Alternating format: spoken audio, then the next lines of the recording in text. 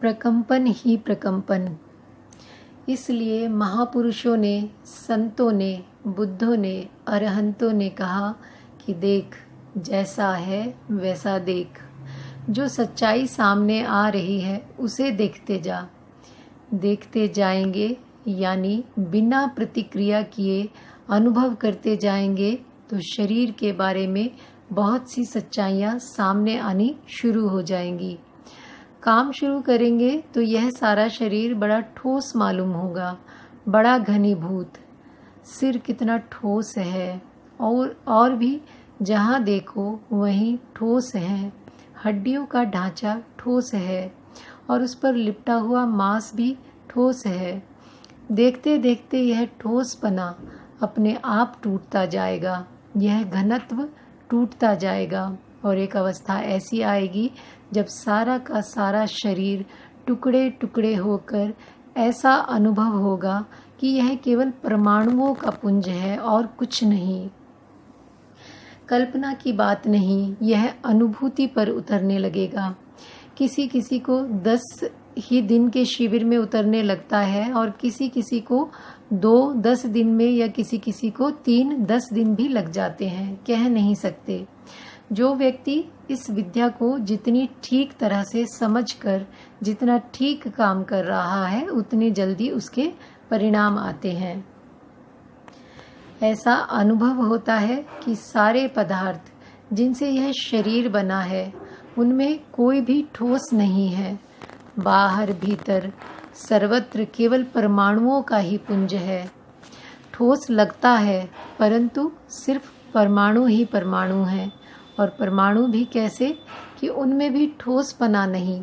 एक नन्हे से नन्हा परमाणु भी ठोस नहीं है, वह भी केवल तरंग ही तरंग है, तरंग ही तरंग है। अब यह सच्चाई अनुभूति पर उतरने लगी और यूं हम उस सच्चाई के दर्शन करने लगे। आज के वैज्ञानिक भी यही कहते हैं। करीब 1 शताब्दी पहले पश्चिम के एक वैज्ञानिक इस सच्चाई को मानने लगे थे कि इस भौतिक जगत में कहीं कोई ठोसपना नहीं है, केवल तरंगे ही तरंगे हैं। 2500 वर्ष पूर्व हमारे देश के एक महापुरुष ने भी इसी सच्चाई को अनुभूति के स्तर पर जाना और कहा कि सारे शरीर में कहीं ठोसपने का नामो निशान नहीं है, केवल तरंगे ही तरंगे हैं।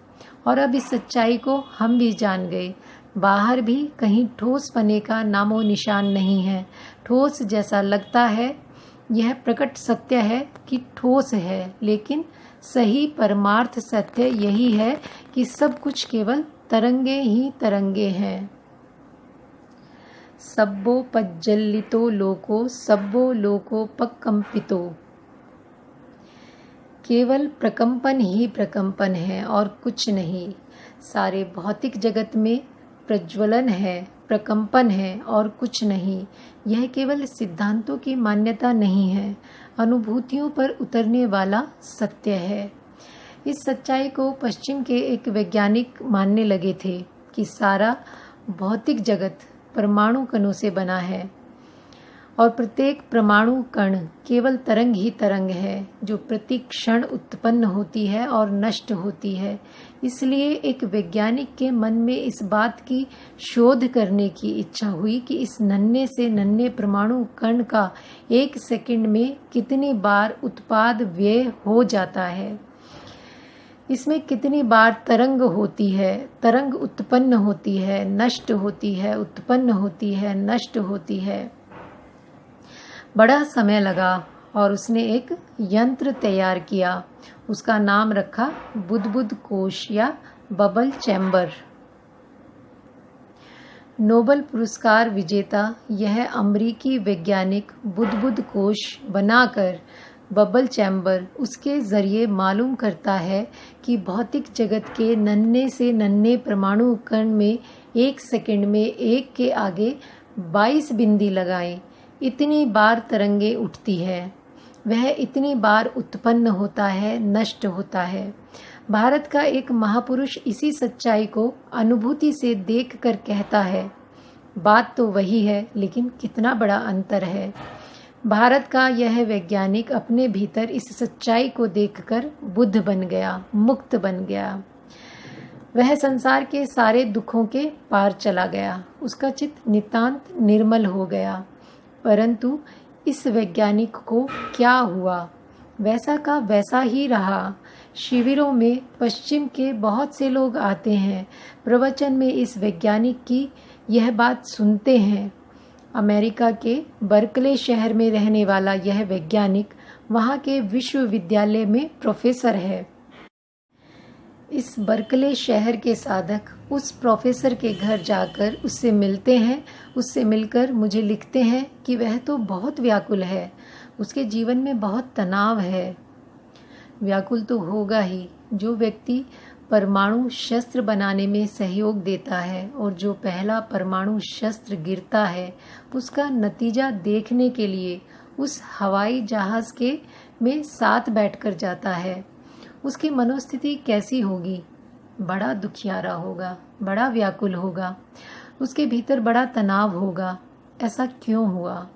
उसी सच्चाई तक वह भी पहुंचा, उसी सच्चाई तक बुद्ध भी पहुंचे। दोनों में यह अंतर क्यों आया? अंतर इसलिए आया कि बुद्ध ने सच्चाई अपनी अनुभूति से जानी और वैज्ञानिक की सच्चाई का आधार उसका यंत्र है, उसकी बुद्धि है। वह अपनी बुद्धि के द्वारा मान रहा है, अपने यंत्र के सहारे मान रहा है कि नन्हे से नन्हे परमाणु कण का 1 सेकंड में इतनी बार उत्पाद व्यय होता है। यह बात बुद्ध ने अपनी अनुभूति से जानी और अपने जीवन में उसका उपयोग किया। बड़ा अंतर है। कैसा अंतर है? अनुभूति से जानने के लिए हम जो यात्रा करते हैं, उस यात्रा का हर कदम हमारे चित्त के स्वभाव को पलटता है। हमारे चित्त का स्वभाव जितना पलटेगा, यात्रा उतनी गहरी होगी। यानी चित्त निर्मल होता चला जाएगा तो उससे ज़्यादा सूक्ष्म सच्चाई प्रकट होती जाएगी। चित्त और अधिक निर्मल होगा तो और सूक्ष्म सच्चाई प्रकट होगी। भारत में यह काम चित्त को निर्मल करने के लिए किया जाता था, कोई जिज्ञासा पूर्ति करने के लिए नहीं, कौतूहल पूरा करने के लिए नहीं। भारत के ऋषि मुनियों को कौतूहल पूरा करने की जिज्ञासा नहीं थी। वे मुमुक्षु थे, यह जानने के लिए कि कैसे मुक्त हुआ जाए, बंधन कैसे बंधते हैं और कैसे खुलते हैं।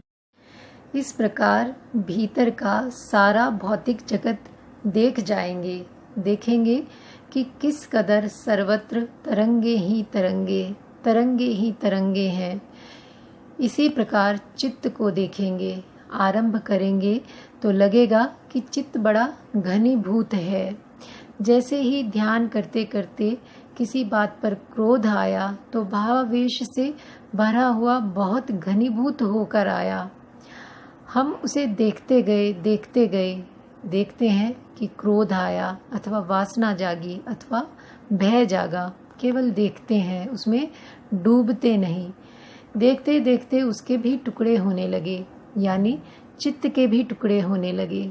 जैसे शरीर के टुकड़े करते करते उन सूक्ष्म तरंगों तक पहुंच गए, वैसे ही चित्त पर जो चित्त वृत्तियां जागती हैं, चित्त पर जो विकार जागते हैं, उनके भी टुकड़े करते करते देखेंगे कि यहाँ भी तरंगे ही तरंगे हैं।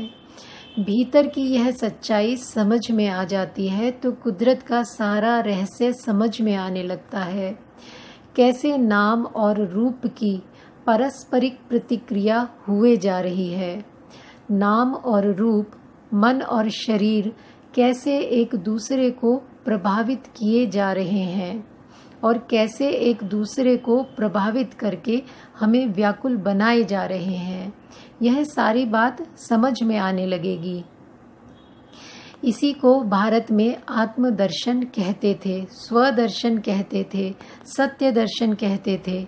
अपने बारे में सच्चाई को अपने भीतर अनुभूति से जानना कि कैसे गांठें बांधे जा रहे हैं और समझना कि कैसे गांठें खोली जा सकती हैं। इन गांठों को बांधने को जाने, बंधने के कारण को जाने, उसका निवारण करें, ग्रंथियां खुलती चली जाएंगी, मुक्त होते चले जाएंगे। यह सच्चाई साधक जब स्वयं अपने भीतर देखना शुरू करता है तो एक ऊंची अवस्था पर जाकर उसे शरीर के एक एक कण का, एक एक कलाप का नर्तन स्पष्ट मालूम होने लगता है। आगे चलकर एक एक कलाप का, एक एक परमाणु का वह अलग अलग अनुभव कर पाता है। इस प्रकार चित्त के टुकड़े टुकड़े करके देख लेता है कि 121 प्रकार के चित्त हैं और 52 प्रकार की चित्त वृत्तियां हैं। एक वैज्ञानिक की तरह विश्लेषण करता है। इस क्षण कैसा चित्त उत्पन्न हुआ, उस चित्त के साथ कैसी चित्त वृत्ति उत्पन्न हुई, अगले क्षण कैसा चित्त उत्पन्न हुआ, कैसी चित्त वृत्ति उत्पन्न हुई। यूँ करते करते सारा रहस्य समझ में आ जाएगा। बहुत दूर की यात्रा है, परंतु आरंभ में इतना तो होने ही लगेगा कि शरीर का ठोसपना समाप्त हो गया, केवल तरंगे ही तरंगे अनुभूत होने लगी। यह गुरु महाराज के प्रवचनों से या पुस्तकों से या बुद्धि विलास से या वाणी विलास से समझ में आने वाला नहीं है। अनुभूतियों के सहारे ही सब मालूम होने लगेगा।